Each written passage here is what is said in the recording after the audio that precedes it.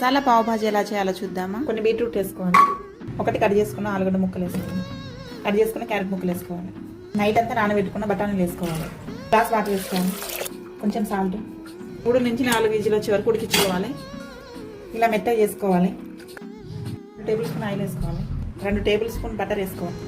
Butter కరుగుతున్నప్పుడు జీలకర్ర వేసుకోవాలి, cut చేసుకుని ఉల్లిగడ్డలు వేసుకోవాలి, సన్నగా కట్ చేసుకుని క్యాప్సికమ్ వేసుకోవాలి, అల్లం పేస్ట్ వేసుకోవాలి, కొంచెం టేస్ట్ సరిపోయిన సగం స్పూన్ గరం మసాలా, ధనియాల పొడి, 2 స్పూన్లు పావు భాజీ మసాలా, కాశ్మీర్ చిల్లీ పౌడర్ వేసుకోవాలి, అర స్పూన్ కారం పొడి, కసూరి మెంతి, 1 స్పూన్ జీలకర్ర పొడి వేసుకోవాలి, టమాటా వేసుకోవాలి.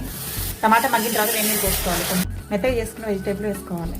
చికెన్ అయినాక బటర్ వేసుకోవాలి, పైన కొత్తిమీర వేసుకోవాలి. పైన వేడైనాక 1 స్పూన్ బటర్ వేసుకోవాలి, చిక్కుడు కారం, పావు భాజీ, కొంచెం కొత్తిమీర, మసాలా వేసుకోవాలి, పెట్టుకోవాలి. పావుని పైన కూడా బటర్ రాసుకొని తిప్పుకోవాలి. మసాలా పావు భాజీ రెడీ.